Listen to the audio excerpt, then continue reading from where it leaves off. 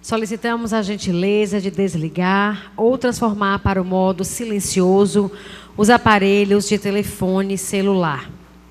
Em nome da Presidência da Câmara Municipal de Feira de Santana, iniciamos a 6ª sessão solene desta Casa Legislativa, referente à primeira etapa do primeiro período da 18ª Legislatura, para comemorar o Dia Municipal do Livro dos Espíritos, instituído no dia 18 de abril, atendendo à resolução número 402/2003 e ao requerimento número 41/2017, de autoria do vereador Antônio Carlos Passos Ataíde. Neste momento, passamos à composição da mesa de honra.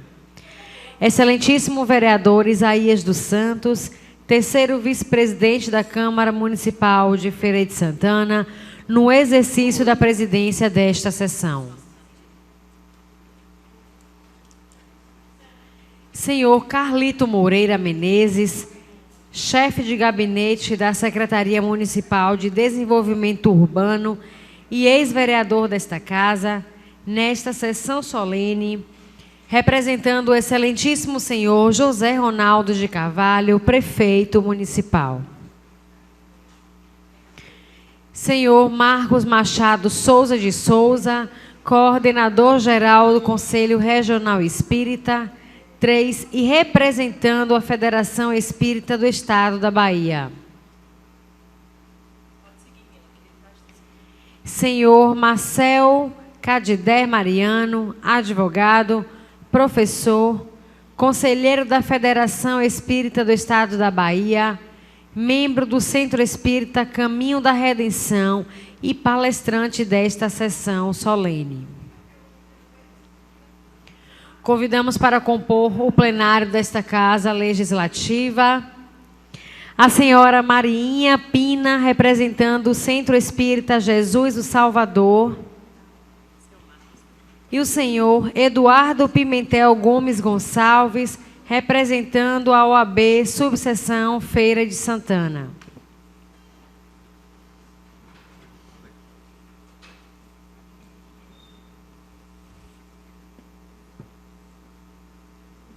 Com a palavra, para a declaração de abertura desta solenidade, Sua Excelência, o terceiro vice-presidente da Câmara Municipal de Feira de Santana, vereador Isaías dos Santos.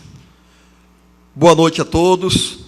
Sob a proteção de Deus e em nome da comunidade, declaro aberta a 6ª sessão solene para comemorar o Dia Municipal do Livro dos Espíritos. Neste momento, anunciamos a execução do hino nacional brasileiro.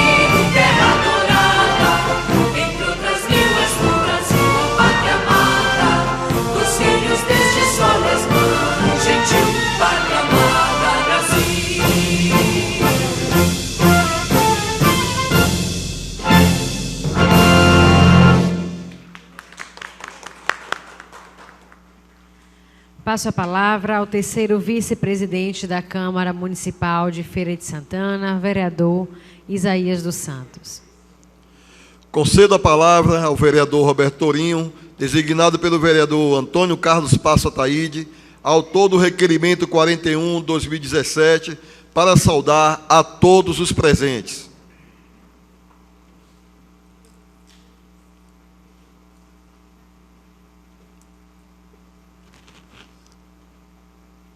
Excelentíssimo vereador Isaías dos Santos, terceiro vice-presidente da Câmara Municipal de Feira de Santana, no exercício da presidência desta sessão. Ilustríssimo senhor Carlito Moreira Menezes, chefe de gabinete da Secretaria Municipal de Desenvolvimento Urbano, ex-vereador desta casa, e nesta sessão representando o excelentíssimo senhor José Ronaldo de Carvalho, prefeito municipal. Senhor Marcos Machado Souza de Souza, coordenador-geral do Conselho Regional Espírita 03 e representando a Federação Espírita do Estado da Bahia. Senhor Marcel Mariano, advogado, professor, conselheiro da Federação Espírita do Estado da Bahia, membro do Centro Espírita Caminho da Redenção e palestrante desta sessão solene. Ilustríssimos vereadores, amigos Gilmar Amorim, ilustre vereadora Jerusa Sampaio.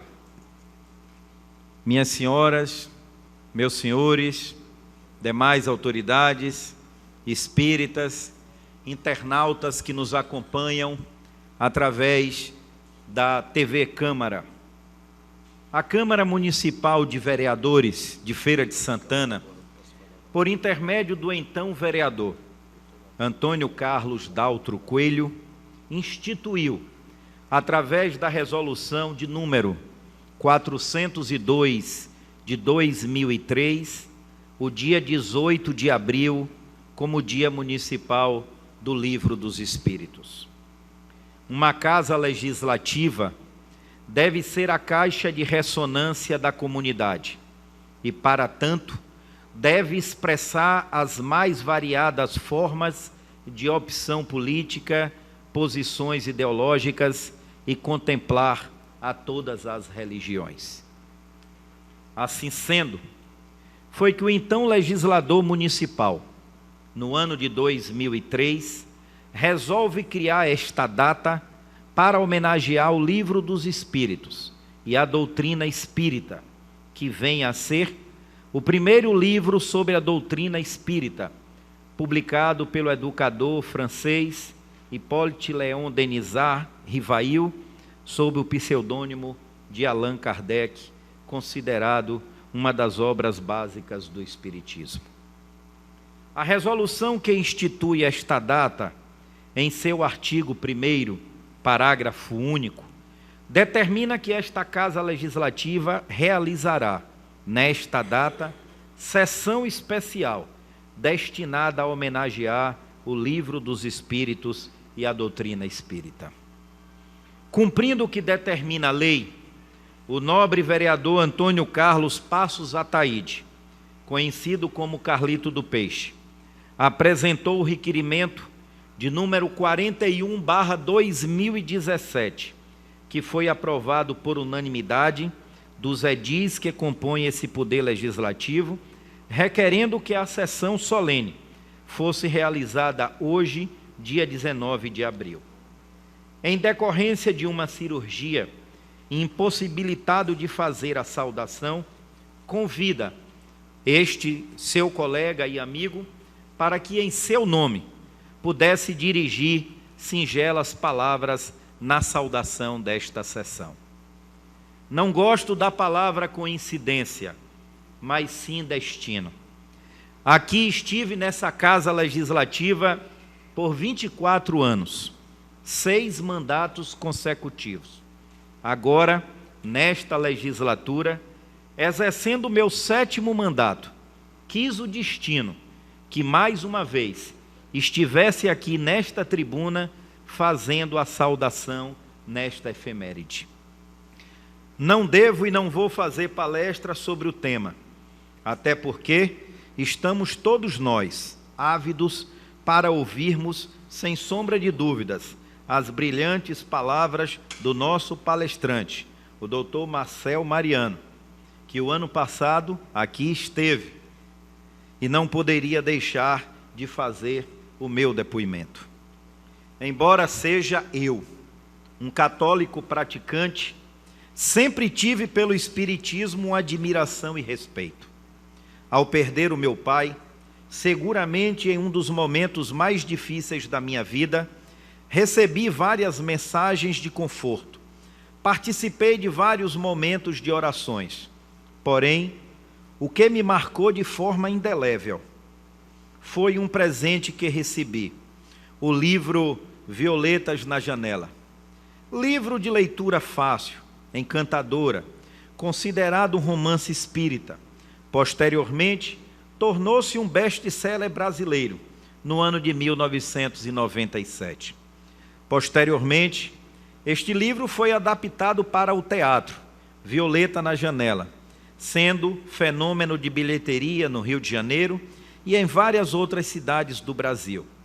A leitura deste simples e barato livro me abriu as portas para uma experiência mais próxima e reflexão com o Espiritismo, e que naquele momento me serviu para aplacar a minha dor da separação de um ente tão querido.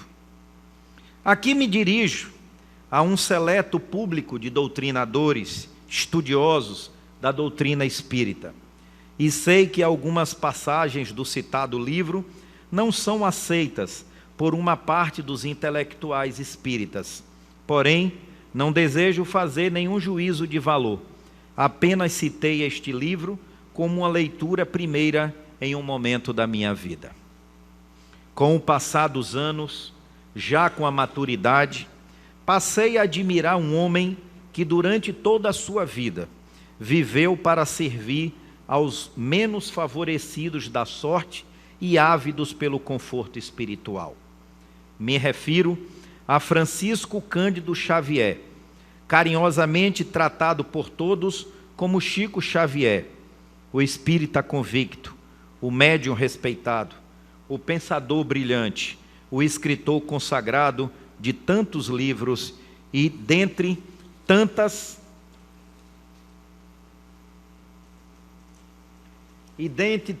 frases e pensamento, não posso deixar de citar uma. Ninguém pode voltar atrás e fazer um novo começo, mas qualquer um pode recomeçar e fazer um novo fim.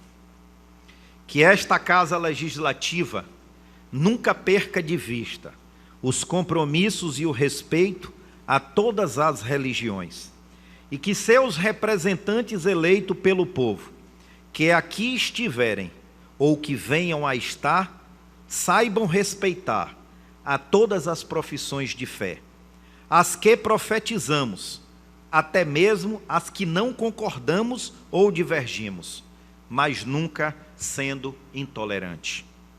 Quero aqui neste momento ratificar um pensamento que tenho. Nunca fui afeito a homenagens graciosas, e sim prestar reconhecimento aos verdadeiros merecedores.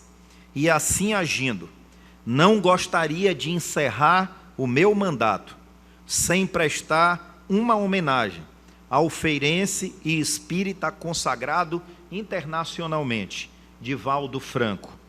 E aqui me coloco à disposição dos líderes espíritas para juntos buscarmos materializar este desejo.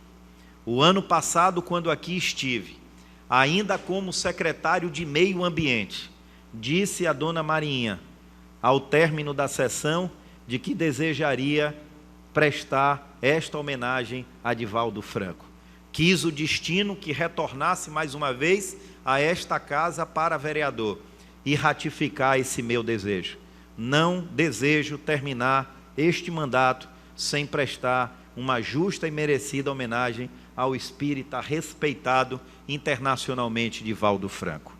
Encerro as minhas palavras com uma frase de Chico Xavier. Se Allan Kardec tivesse escrito que fora do espiritismo não há salvação, eu teria ido para outro caminho.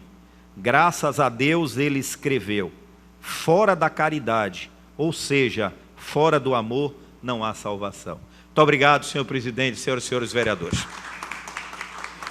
Concedo a palavra ao senhor Marcos Machado Souza de Souza, coordenador-geral do Conselho Regional Espírita 3 e representando a Federação Espírita do Estado da Bahia.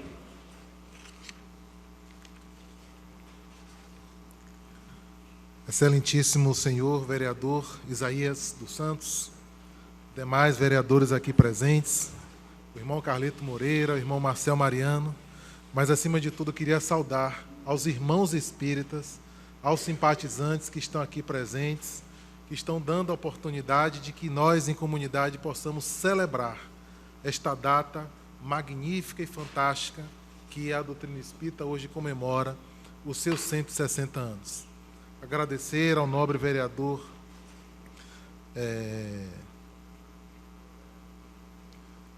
ao vereador Roberto Tourinho, perdão, Roberto, a emoção, né, pelas nobres palavras, né, a respeito da doutrina espírita, e com certeza a doutrina espírita ela ganha força e ganha campo em função mais da sua representatividade em ações, em atitudes. É lógico que o seu pensamento colabore muito. E com certeza o nosso irmão Marcel Mariano aqui trará para nós informações muito relevantes para que possamos cada vez mais contribuir para o progresso da nossa sociedade. Muita paz a todos. Concedo a palavra ao senhor Marcel Cadidé Mariano, advogado, professor, membro do Centro Espírita Caminho da Redenção e palestrante dessa sessão solene, para falar sobre a ideal espírita na sociedade contemporânea.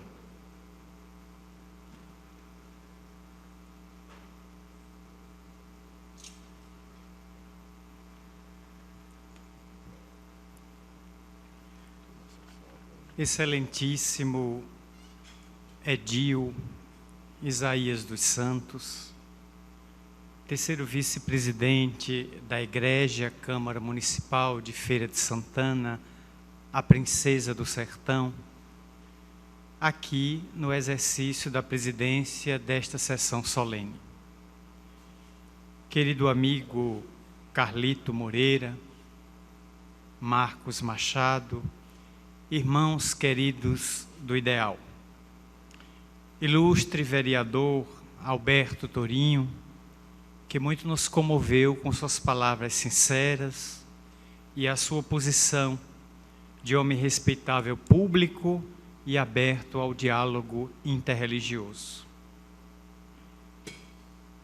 Caros internautas que nos acompanham pela TV Câmara de Feira de Santana, podendo estar nos ouvindo em qualquer lugar do mundo, porque onde chega a rede mundial de computadores e há uma pessoa conectada, temos ali um ouvinte em potencial.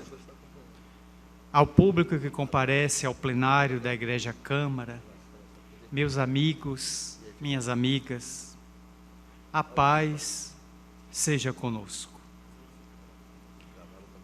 A noite de 31 de março de 1848 ficará assinalada nos anais da história como sendo tormentosa ocorrência para uma família de Hydesville, no condado de Rochester, em Nova York, nos Estados Unidos. Há mais de um mês que a família do pastor metodista protestante John Fox não conseguia conciliar o sono. Morando ele, a esposa e 3 filhas, em um barracão de madeira, como é comum nos Estados Unidos a construção de moradias de alvenaria de tábuas. Todas as noites, a família era incomodada por pancadas, por ruídos, E por mais que aquele homem, seja de dia ou de noite, desse buscas nos arredores, não se encontrou o autor da desagradável perturbação familiar. Mas naquele dia em especial, 31 de março, as pancadas ressoaram tão violentas no barracão que toda a família se colocou de pé, impossibilitada de conciliar o sono. E à medida que a madrugada avançava além da meia-noite, a família inteiramente assustada, eis que ele toma de uma lamparina de azeite, abandona o barracão e examina cuidadosamente toda a parte externa, não encontrando um meliante, uma pessoa vadia, um psicopata, talvez um embriagado, que pudesse estar causando aqueles estrondos na madeira. Volta-se para dentro do barracão e naturalmente encontra a esposa e as 3 filhas assustadas. Quem seria? Quem estaria produzindo aquele desgoverno naquela residência, impossibilitando a família do justo repouso? Eis que as pancadas continuam e uma das meninas, entre as 3, Catarina, Margarida e Lea Fox, a pequena Margarida, de 12 para 13 anos, toma da lamparina do pai, se dirige a uma parede constituída de tábuas e indaga numa expressão em inglês, aqui traduzida, conforme a cultura americana chama o adversário de Deus, o diabo. Senhor pé rachado, porque na França era costume se denominar o diabo de o padeiro, de onde talvez venha a expressão o pão que o diabo amassou, o que não tem nada a ver o diabo com o padeiro, a não ser que ambos lidam com fornalhas ou com fornos, aquele para esquentar o pão e mitologicamente aquele outro para assar as pessoas que cometeram desatinos na terra e são recolhidos depois da morte, segundo a tradição religiosa. Ela então se dirige ao pé rachado. Eu gostaria de perguntar ao senhor se podemos entabular uma conversa em que cada pergunta que eu fizer, uma resposta sim equivalerá a uma pancada. E um não serão 2 pancadas. Eu pergunto se o senhor, portanto, está vivo ou está morto? Sim ou não? E 2 pancadas estouraram na madeira, dando a entender de que aquele ser já havia falecido. Não era alguém do nosso plano material. O senhor é homem ou mulher? Se for mulher, dê uma pancada. Se for homem, dê 2. E ouviu-se 2 pancadas. Curiosamente, o pastor começou a notar de que a menina tinha uma certa influência sobre aquele ser invisível ao olhar, mas perfeitamente audível pelas pancadas na madeira. E durante aquela noite, a menina, Catarina Fox, fez diversas perguntas, porque logicamente o diálogo era longo, sempre esperando que ele respondesse com uma ou com 2 pancadas. Mas ao raiar do dia, a família já tinha um interrogatório feito e respostas que levavam à conclusão de que aquele ser não era anjo nem demônio. Era um homem desencarnado. Um homem que estivera naquele barracão 10 anos antes da família Fox ali chegar. Ele confessou naquele diálogo tipológico de pancadas, demorado, cansativo, que durou aquela madrugada. Ele afirmou que era um bufarineiro, um vendedor de quinquilharias, alguém que vai de casa em casa levando pequenos utensílios domésticos para serem vendidos aos moradores, como ainda temos no nosso sertão da Bahia e em várias cidades do Nordeste. E ao chegar àquela casa 10 anos antes, morava ali a família Bel, de prenome Bel. Ele então, já alta noite, batera na porta e solicitar àquela família se por misericórdia podiam lhe oferecer alguma coisa para comer e algum lugar onde ele pudesse passar a noite. Estranhamente, a família Bell, que não tinha o costume de hospedar nem conhecidos, imaginem, desconhecidos peregrinos, resolve acolher o homem. E como não havia quarto disponível, manda para casa a pequena empregada doméstica, que costumava dormir na residência, num quartinho próprio dela. Ela é dispensada e vai dormir na sua residência aquela noite. Oferecem o quarto ao visitante. E durante a noite, após o visitante cair em sono profundo, este é cruel e criminosamente assassinado. Tomando várias facadas, aquele homem que se chamava à ocasião Charlie Hosman é assassinado, furtado num latrocínio infeliz e hediondo em $500. E pela manhã, para ocultar a cavilosidade do crime, a família abre uma parede onde estão 2 madeiras e no meio uma parte vazia, encerra o corpo ali, ocultando das autoridades, e depois coloca uma alvenaria de gesso. E Charlie Hosman desaparece do mundo material para ficar esquecido entre 2 madeiras. Mais tarde o corpo é retirado e lançado a uma cova rasa, a aproximadamente 1,5 metros de profundidade, ao lado do barracão onde havia um areião. Ele, portanto, naquele diálogo vem dizer: eu fui assassinado, fui roubado em $500 pela família Bell, e o meu corpo está sepultado, o resto dos meus ossos, alguns cabelos, parte do meu crânio, das mandíbulas e dos meus dentes, está aqui ao lado do barracão a 1,5 metros. Eu venho, portanto, pedir à família, agora que ocupante do barracão, que retire da vala comum os meus ossos e dê-me a dignidade do sepulcro. A família no dia seguinte faz escavações com vizinhos. E por mais que cavasse na região, não localizou absolutamente nada. O espírito volta em outras noites, bate na madeira e afirma: meu corpo está ali, aprofundem o buraco. Até que finalmente restos de cabelo, mandíbula e alguns poucos ossos que o tempo não havia devorado e a acidez da areia, altamente alcalina, havia devorado, alguns ossos são encontrados, confirmando que o espírito havia dito na noite de 31 de março de 1848. Dali em diante, há um rastilho de pólvora nos Estados Unidos, porque a notícia chega a alguns condados como a cidade de Nova York, e as meninas são convidadas a comparecerem para narrar a história, e ao narrarem a história em teatros e em salões, previamente alugados para aqueles saraus de natureza filosófica especulativa, eis que fenômenos: a cortina se move, objetos se desgarram e flutuam no ar, e dão-se conta de que onde as meninas Fox vão, o fenômeno acontece. Portanto, as meninas devem ter alguma peculiaridade, porque quando elas vão, o fenômeno ocorre. Mas só que começam a aparecer outras pessoas, mulheres, homens, que também provocam o fenômeno.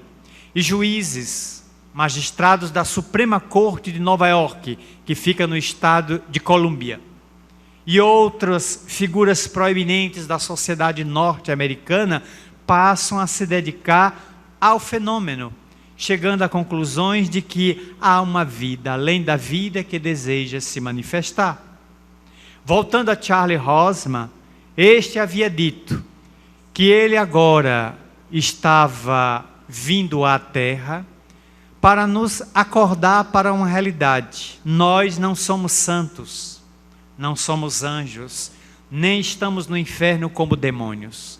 Nós somos apenas os homens e as mulheres que morreram na Terra, e ora despojados do vaso físico, formamos um grande exército, sem general, sem armas, que vamos voltar à Terra para sacudir os tímpanos das pessoas e falar a esses tímpanos o que elas têm se recusado a ouvir em todas as épocas da humanidade. O fenômeno atravessaria os Estados Unidos e desembarcaria na Inglaterra, seja em Londres, em Liverpool e em outras cidades como Bristol, várias famílias inglesas passam a se reunir periodicamente, provocando o fenômeno, e o fenômeno acontece na Inglaterra. Depois o fenômeno atravessa o Canal da Mancha e desembarca na cidade mais cosmopolita da primeira metade, quase final, do século XIX. Chega a Paris. Paris é a cidade extraordinária onde tudo acontece, onde todos querem ser conhecidos. Preferível ser ovacionado em Paris do que no resto do mundo conhecido e em Paris desconhecido. Era a lógica que se proclamava naquela cidade, onde tudo acontecia, tudo virava moda. A Paris de hoje passa a ser Nova York. Quem quiser brilhar hoje, procure a megalópole norte-americana, porque vira notícia instantaneamente, como era Paris no passado. E ali o fenômeno chega e é rotulado pelos franceses de mesas girantes. As pessoas, as mademoiselles, os messieurs, homens notáveis de França, passam a se reunir em grandes salões alugados ou públicos, dão-se as mãos, forma-se uma roda em torno da mesa e de repente a mesa de jacarandá, a mesa de cedro com 70, 90 quilos de peso, que somente vários homens conseguiriam erguê-la, ergue-se sozinha, contrariando a lei de gravitação universal que havia sido diagnosticada um século antes por Sir Isaac Newton, na Inglaterra, o notável cientista que estabeleceu as 3 leis, dali em diante configurando a chamada física clássica, ou a física newtoniana. Essa física mais tarde seria superada pela física de Einstein. Albert Einstein, ao publicar o seu artigo em 1913 numa revista alemã, propondo a relatividade do tempo e a sua célebre fórmula, no ano de 1921, seria agraciado com o Nobel de Física pela Sociedade de Estudos de Estocolmo, na Suécia, fundada por Alfred Nobel, que dedicou parte de sua vida a tentar descobrir o trinito tolueno, o dispositivo que hoje chamamos como a dinamite. E por 2 vezes o seu laboratório voou pelos ares, mas ele conseguiu isolar o trinito tolueno aplicando gesso e tornando o trinito tolueno estável, gerando o que hoje chamamos a banana de dinamite, tão útil nas demolições e nas implosões controladas.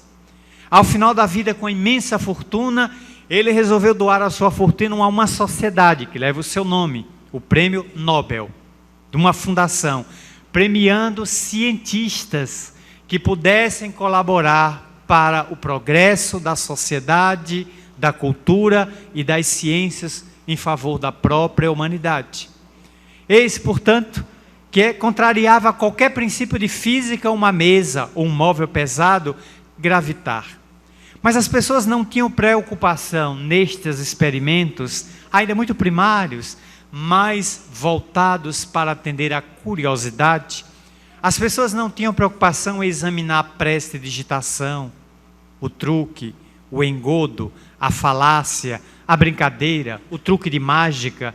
Ninguém tinha preocupação de imaginar que também por detrás de uma mesa tivesse um fio de nylon, um fio invisível, qualquer artifício levando as pessoas ao engodo, como faz nos nossos dias Mr. M, como deslumbrou o mundo Houdini e tantos, o David Copperfield, considerados os grandes mágicos, ilusionistas de circos, capazes de serrar uma mulher, separar os pés, os braços daquela mulher, fazer a caixa correr para lá e para cá, para deslumbramento da plateia. Depois colar e a mulher sair linda e bela de dentro das caixas, como se tivesse sido colada por araldite ou tenaz.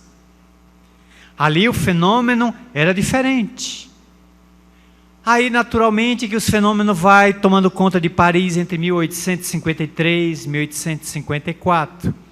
Até que em 1855, o senhor Fortier, que havia nascido na ilha da Córcega, propõe a um pesquisador do magnetismo, ao então pedagogo francês, nascido em Lyon, em 3 de outubro de 1804, Hippolyte Léon Denisard Rivail, ou Rivail, ou Rivel, depende muito das pronúncias, que existiam fenômenos curiosos, que aconteciam em determinados salões, e se ele não tinha interesse de examinar. Ao que ele perguntou ao senhor Fortier: mas que fenômenos são esses? As mesas bailam sem contato humano. Elas flutuam acima da cabeça dos assistentes, sem perigo de queda, e descem no mesmo local de origem, sem qualquer estardalhaço. Mais do que isso, Rivail, quando interrogamos as mesas, uma das perninhas dela, das 4, bate no chão, e com a perninha batendo na madeira, ela responde e pergunta: que tu achas? Mesa, respondendo perguntas. Ainda estou longe de me convencer de que uma mesa tenha músculos para se mover e tenha cérebro para responder perguntas sensatas. Até lá, eu não vejo no passatempo, a não ser uma brincadeira para se fazer dormir em pé. Fez um gracejo com a questão. Mas na primeira terça-feira de maio, dia 8, à noite de 1855, o professor Rivail é levado à casa de Madame Plémaison, na rua Grand Batelière, número 54. E ali na casa dessa senhora veneranda, a senhora Plémaison, ele assiste uma sessão das mesas girantes. E o professor Rivail fica intrigado. Fica intrigado porque nota que as pessoas que são os assistentes da reunião são pessoas sérias, são pessoas nobres, são pessoas de caráter diamantino, de atitude nobre, moral, não iam se submeter a uma brincadeira. Ele observa de que a mesa dá respostas sensatas a perguntas óbvias. Quem estaria fazendo essa brincadeira? Ele passa a frequentar uma outra reunião, várias casas o convidam, e ele vai sempre com a visão do cientista. Primeiro que o professor Rivail era pedagogo. Havia se formado no grande castelo de Verdun, na Suíça, sob a batuta de João Henrique Pestalozzi, um dos mais notáveis psicopedagogos e professores e educadores da primeira metade do século XIX.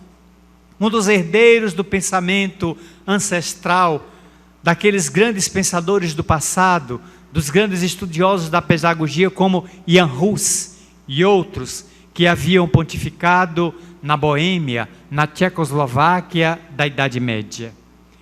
Ele havia agora se estabelecido em Paris, deixando a sua terra natal, que era Lyon, as velhas Gálias lugdunense do passado.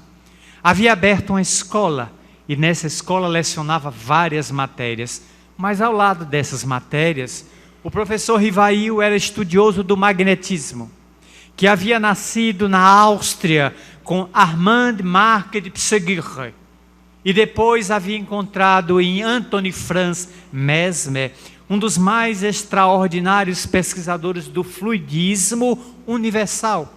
Anthony Mesmer abandonaria Viena, na Áustria, e iria morar num bangalô nos arredores de Paris. Ao chegar a Paris, ele resolveu, Mesmer, abrir um experimento diferente. Ele comprou uma casa onde havia um grande quintal, e no quintal uma grande árvore. E ele então resolveu magnetizar a árvore inteira e colocar cordas que desciam dos galhos da árvore até o chão. Quando ele recebia uma paciente, ele levava a paciente até a árvore e dizia: toque na corda. E quando a pessoa tocava na corda, era como se tocasse num fio descapado. A pessoa tinha um choque. Talvez tenha sido ele o precursor do eletrochoque, sem energia na época. As cordas estavam magnetizadas. Ele magnetizou uma tina, onde as pessoas entravam como se fosse um banho de furô, considerado para os japoneses, um banho com rosas, mas era apenas uma água, e quando a pessoa entrava aqui, se ajustava na tina, sofria um choque. E desse choque relaxava a musculatura, as sinapses neuronais.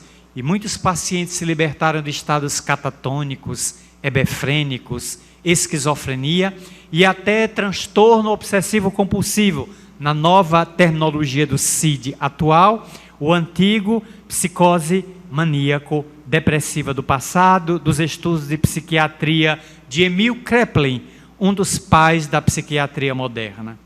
Portanto, Anthony Franz Mesmer havia legado um pensamento notável na área do fluidismo universal, do magnetismo, e o professor Rivail era profundo conhecedor do magnetismo.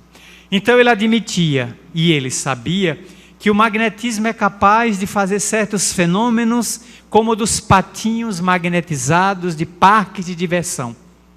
O patinho vai magnetizado e com uma vara de pescar, eu posso retirá-lo. O ímã. Quem é que não tem ímã de geladeira em casa? Ali é um princípio de que o metal atrás do outro, porque o ímã está magnetizado. E onde houver metal, ele se ajusta, sem cair o objeto que está preso na porta da geladeira, tão comum como souvenir e como objeto de presente que oferecemos a terceiros. Mas será que eles seriam capazes de movimentar mesas tão pesadas que não tinham objeto magnético nela? Era só madeira. Madeira é considerado instrumento ou material isolante. Já diria Moraes Moreira, que o grande problema do trio elétrico era justamente a microfonia, que ele resolveu quando instalou madeira no trio elétrico. Aí isolou a microfonia e não deu mais problema, que o diga o célebre criador da Tropicália, junto com Caetano Veloso e demais parceiros. Moraes Moreira, hoje vivendo em Recife. Portanto, havia um raciocínio lógico, que a maioria das pessoas não se interessava, mas o professor Rivail teve a curiosidade e passou a examinar o porte moral das pessoas e foi levando perguntas para as reuniões. E curiosamente os espíritos, se valendo das mesas ou de qualquer outro móvel, foi respondendo às suas indagações. Ao final da vida física, o professor Rivail falava 8 idiomas. Dominava o francês, o inglês, o espanhol, o italiano, o alemão e chegou a falar até o português, porque trocou cartas em português com o professor Zacarias e Luiz Olímpio Teles de Menezes, aqui em Salvador, o pioneiro de instalar no Brasil, a 16 de setembro de 1865, às 22 horas, em sua residência na Cidade Baixa, o Grupo Familiar do Espiritismo, que é considerado o primeiro grupo espírita instalado no Brasil, graças a Luiz Olímpio Teles de Menezes, que era católico, frequentava a igreja, beijava a mão do bispo, mas o fenômeno o atraiu e ele foi pesquisar, tornando-se espírita mais tarde.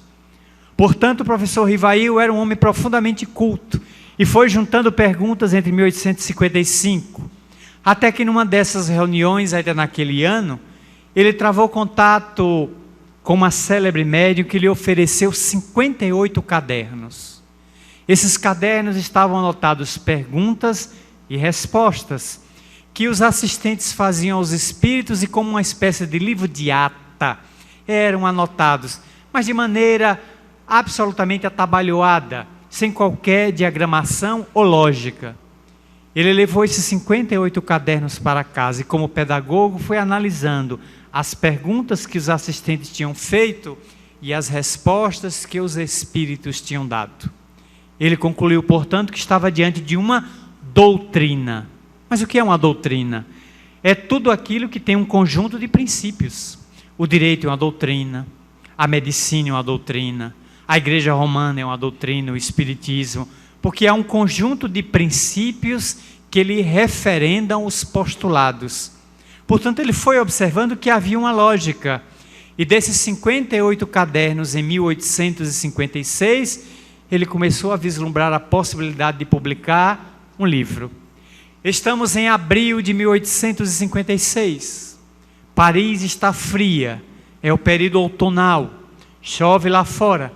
No seu gabinete, à luz de velas, o professor Rivail examina aqueles cadernos e mais algumas questões que ele havia formulado naquele primeiro ano de pesquisa.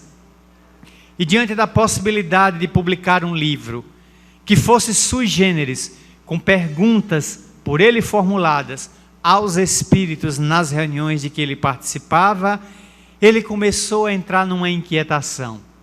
E se eu escrever um livro, por qual face eu vou começar o livro?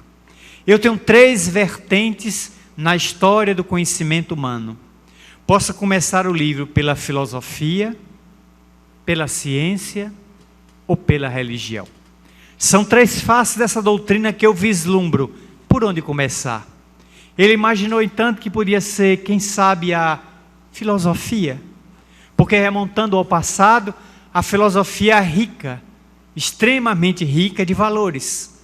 Porque ela sintetiza, desde os pré-socráticos, como Anaximandro, Anaxágoras e outros pensadores, antes de Sócrates, atravessaram Sócrates, o pai da filosofia, e chegaram até os nossos dias, atravessando Erasmo de Roterdã, Voltaire, Rousseau, Diderot, D'Alembert, Mahat, tantos filósofos que levaram a humanidade a pensar. Mas eu poderia começar também o livro pela ciência. A humanidade sempre teve sede de saber. A matemática que nasceu com os egípcios, o alfabeto que nasceu com os fenícios, a pólvora que veio da China. Cada povo deu a sua contribuição no passado e, através desse conhecimento científico, encontramos a humanidade de hoje, bafejada por tanta cultura, tecnologia, que nos levam a palestra para o mundo. Mas eu também poderia começar pela religião. Porque desde que tem gente na terra, há adoração a alguma coisa. O homem começou adorando pedra, litolatria. Depois adorou vegetais, fitolatria. Depois adorou animais, zoolatria. Depois adorou os deuses na mitologia. E finalmente gravitou para a religião. Então o homem, a criatura humana é essencialmente religiosa. Por que não começar? Mas diante da sua inquietação, o professor Rivail fez uma prece. E na prece ouviu na acústica da alma uma informação. Não comece o livro sem a bênção de Deus. Eis porque o Livro dos Espíritos, publicado num sábado, 18 de abril de 1857, na Galeria Royal, na livraria de Monsieur Danty, em Palais Royal, em Paris, iniciava com a questão número 1, que é Deus? Não é quem. Que. Quem é pessoa? Que é coisa? Até então Deus havia sido antropomorfizado. Deus tinha aspecto humano. Kardec, ao tirar uma letra, a letra M, transformou em quê? Que coisa é Deus? Inteligência suprema, causa primária de todas as coisas. Inquieto, indagou na questão número 4. Onde se pode encontrar a prova da existência de Deus? Num axioma que aplicai às vossas ciências. Não há efeito que não tenha uma causa. Procurai todo o efeito que não é oriundo da causa humana, como o mar, as estrelas, uma flor que desabrocha, o perfume que passa suave, a ave que singra os céus, a estrela que lucila no infinito, e descobrireis a presença de Deus. E ele entregou à humanidade o Livro dos Espíritos com 501 questões. 3 anos depois, elaboraria mais 518, perfazendo o total de 1019, para entregar um livro que marca uma nova era. Finalmente, ele reúne os 3 saberes e encontra a multidisciplinaridade do conhecimento. A religião ilumina, a ciência pesquisa, a filosofia indaga, questiona. Não podemos ter medo de fazer a nós mesmos as magnas questões da vida. Quem eu sou? De onde eu vim? O que é que eu faço na terra? Por que é que eu sofro? Como é que eu vou sair da terra? E depois de sair, para onde é que eu vou? Essas interrogações a doutrina espírita em um Livro dos Espíritos aclara, com meridiana e diamantina clareza, para que o berço seja visto como início da vida física e o túmulo apenas regresso à pátria espiritual, mas nunca a destruição definitiva do ser, porque a vida continua. Para finalizar, recordo da nossa experiência em Uberaba. O nobre Edil se referiu aqui à figura veneranda de Francisco Cândido Xavier, que tivemos a honra de conhecer pessoalmente, aos 89 anos de idade, 2 anos antes da sua desencarnação. E visitando Uberaba, ali numa casa espírita, pudemos observar o fenômeno psicográfico, tanto com ele, quanto com o médium Celso Afonso de Almeida, que naquela noite de segunda-feira de carnaval, de 1999, no Centro Espírita Aurélio Agostinho, diante de uma massa de quase 400 pessoas sedentas por informações psicografadas de seus entes queridos, eis que Celso, sob o transe sonambúlico, psicografa a carta da menina Luciana, a jovem menina de 9 anos, que havia morrido 10 meses antes de leucemia, escrevendo ao pai, ao dizer que estava viva, ao narrar fatos e dar detalhes como nomes inteiros. O seu sobrenome inclusive era alemão, eu nunca gravei, só gravei o primeiro nome. E ver aquela carta ser dedilhada e o pai entrar numa crise de choro convulsiva, para ela arrematar dizendo: paizinho, muito obrigado por o senhor ter trazido esta noite minha mãe, em cujo pescoço eu vejo daqui a corrente de ouro que dei de presente no Natal, quando fiz 6 anos de idade. Sempre sua filha saudosa, Luciana. Eu fui até a mãe dela, Dona Valda, abri-lhe o vestido aqui em cima, com todo cuidado, e peguei uma pequena corrente e perguntei: o que é isso? Essa foi a corrente que minha filha me deu 3 anos antes de morrer, no Natal. A senhora disse esse fato ao médium? Eu nem conheço o médium, nunca conversei com ele. A senhora acredita nessas 46 laudas de papel que está segurando? Seu Mariano, eu sou católica, e não vai ser isso que vai modificar a minha crença, mas saio daqui convicta de que minha filha Luciana vive, em algum lugar que eu não posso explicar, mas minha filha vive. E eu vi o triunfo da doutrina espírita e da mediunidade naquela noite.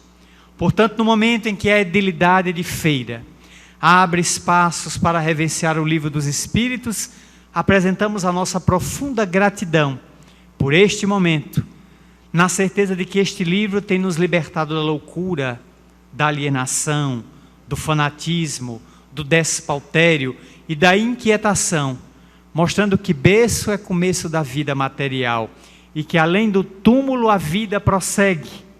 Quando visitei Macaíba, periferia de Natal, no Rio Grande do Norte, localizei o túmulo exatamente no altar da igreja de Macaíba. Ali foi sepultada Alta de Souza, a poetisa triste, a condoreira, melancólica, a vizinha de Ribalta do Sertão, sempre triste, que escreveu um único livro, prefaciado por Olavo Bilac, só um livro. Morreu aos 24 anos, vítima de tuberculose. Casada, não teve a bênção da maternidade e a tuberculose a levou para o túmulo. Ela que regressaria pelas mãos venerandas de Chico Xavier, para, enaltecendo a vida, dizer: rasgaram-se os véus da noite. Novo dia amanhece. Viajou, descansa em prece, ao lado da própria cruz, porque no horizonte rebrilha qual estrela matutina, pois a morte descortina dia novo com Jesus. Muito obrigado.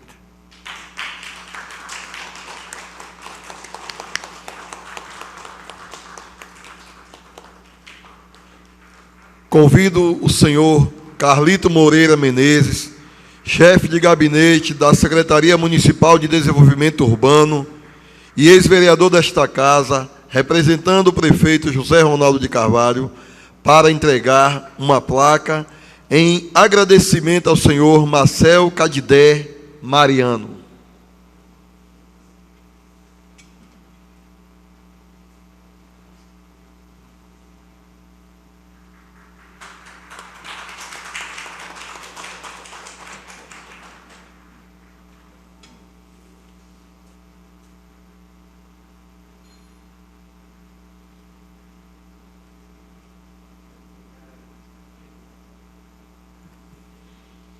Anunciamos neste momento a execução do hino à Feira de Santana.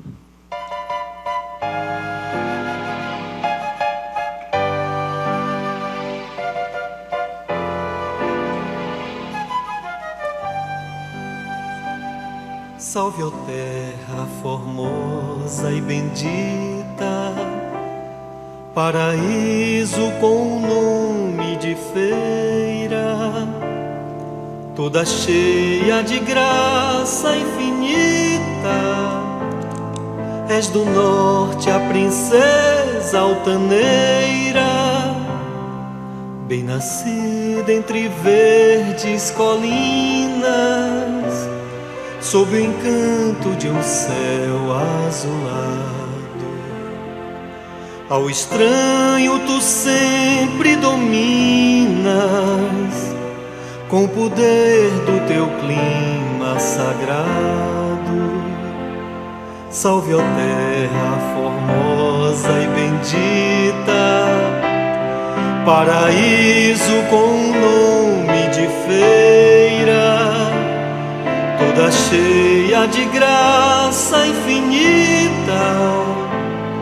És do norte a princesa altaneira, sorridente como uma criança, descuidosa da sua beleza. Do futuro és a linda esperança, terra moça de sã natureza. Salve, ó terra formosa e bendita, paraíso com nome de feira, toda cheia de graça infinita. És do norte a princesa altaneira, poetisa do branco luar, pelas noites vazias de agosto, fiandeira que vive a fiar a toalha de luz do sol posto. Salve, ó terra formosa e bendita, paraíso com nome de feira, toda cheia de graça infinita. És do norte a princesa altaneira, de Santana és a filha querida, noite e dia por ela velada.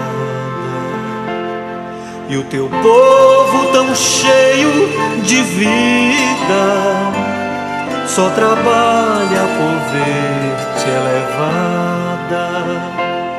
Salve, ó terra formosa e bendita, paraíso com nome de feira, toda cheia de graça infinita. És do norte a princesa altaneira,